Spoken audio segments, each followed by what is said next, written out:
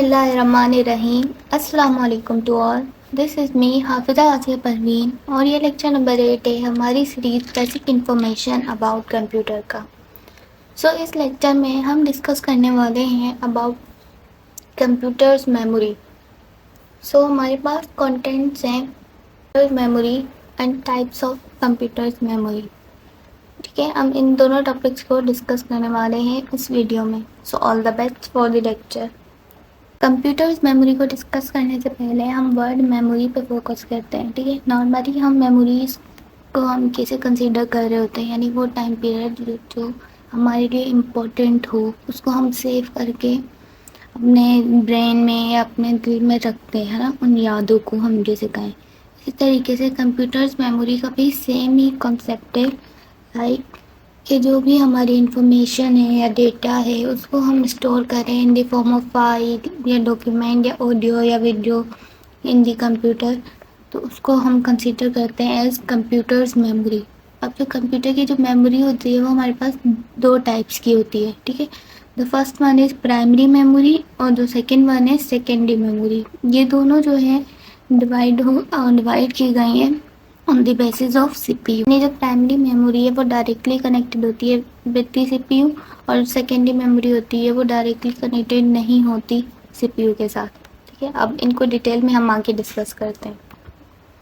अब हम बात करें प्राइमरी मेमोरी होती क्या है। तो प्राइमरी मेमोरी को हम मेन मेमोरी भी कह रहे होते हैं। मेन मेमोरी क्यों कह रहे होते हैं, क्योंकि ये डायरेक्टली कनेक्टेड होती है विद द सीपीयू। ठीक है, और प्राइमरी मेमोरी की जो है स्पीड जो होती है वो बहुत फास्ट होती है, तो इसकी मदद से जो है कंप्यूटर जो है इजीली डेटा जो है वो फाइंड आउट कर लेता है। जब भी उसे कोई इन्फॉर्मेशन जब भी यूज़र को कोई इन्फॉर्मेशन रिक्वायर्ड होती है तो वो सीपीयू की मदद से वो इनटेक लेता है और सीपीयू इजीली किसके वजह से जो है वो डेटा या वो जो भी इंस्ट्रक्शन होता है वो फाइंड आउट करता है with the help of primary memory. ठीक है, अब प्राइमरी मेमोरी जो है वो हमारे पास क्या है, वॉलेटाइल है। यानी वॉलेटाइल का मतलब क्या है कि ये अपना डेटा जो है लूज़ कर देगी जब कंप्यूटर जो है वो शट डाउन हो जाएगा या पावर ऑफ हो जाएगा। मतलब इसका जो डेटा है वो परमानेंट नहीं होता। ठीक है, अब अगर हम देखें टाइप्स ऑफ प्राइमरी मेमोरी, तो प्राइमरी मेमोरी की 4 टाइप्स है हमारे पास, RAM, ROM, register and cache memory. ठीक है, अब इन 4 टाइप्स को भी हम आगे डिस्कस करेंगे कि रैम क्या होती है, रोम क्या होती है। ठीक है, तो RAM stand for random access memory. अब रैंडम एक्सेस से ही हमें पता चल रहा है कि मतलब एट अ टाइम या प्रेजेंट टाइम पीरियड की मेमोरी। ठीक है, अब रैम होती क्या है, रैम की बात कर रहे थे तो रैम भी एक हार्ड डिवाइस में इंक्लूड होती है। कौन सी hard device, internal hard device. ठीक है, इंटरनल हार्डवेयर में ये इंक्लूड होती है और ये लोकेटेड क्या होती है, मदरबोर्ड ऑफ दी कंप्यूटर पे। ठीक है, रैम भी जो है एक वॉलेटाइल मेमोरी है। अगेन हमें इसके नाम से पता चल रहा है रैंडम एक्सेस, यानी ये भी प्रेजेंट टाइम पीरियड में जो भी डेटा होगा उसको स्टोर कर रही होगी। जैसे ही कंप्यूटर पावर ऑफ हो जाएगा तो ये रैम भी मतलब उसका भी जो डेटा जो होगा वो ख़त्म हो जाएगा, एंड हो जाएगा। ठीक है, कंप्यूटर जो है वो मेनली जो कंप्यूटर की परफॉर्मेंस होती है, मतलब on the basis of storage और कैपेसिटी की बात कर रहे हैं, तो वो मेनली डिपेंड कर रही होती है रैम के ऊपर। अब रैम की इटसेल्फ जो है वो हमारे पास 2 टाइप्स हैं, डी रैम और सेकेंड वन है हमारे पास एस रैम। ठीक है, अब ये दोनों क्या होती है उनको हम आगे देखते हैं। जो हमारे पास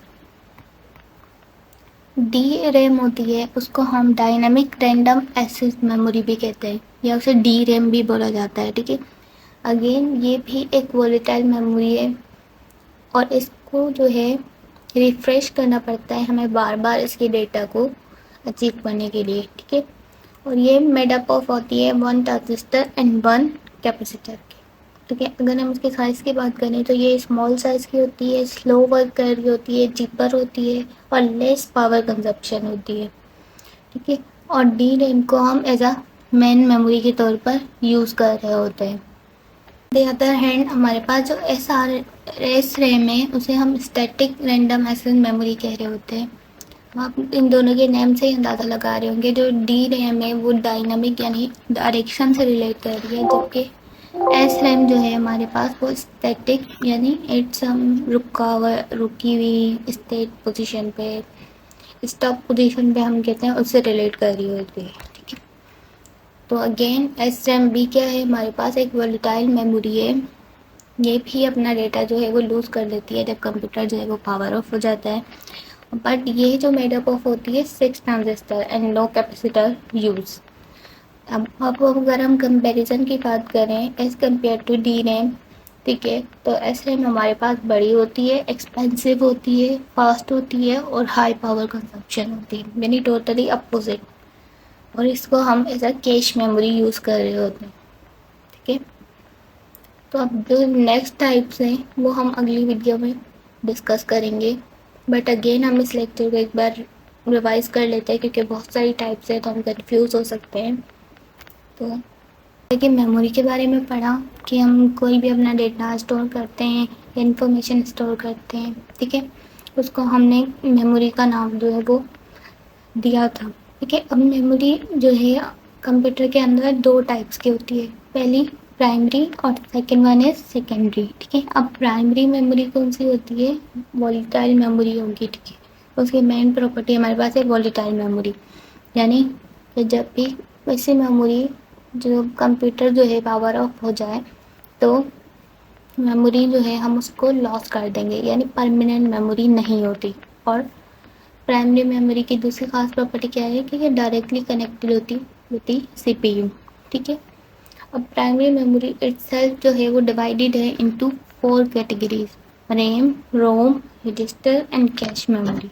अब हमने इस वीडियो में सिर्फ फर्स्ट टाइप डिस्कस करी है, वो है हमारे पास रैम, रैंडम एक्सेस मेमोरी। अब रैंडम एक्सेस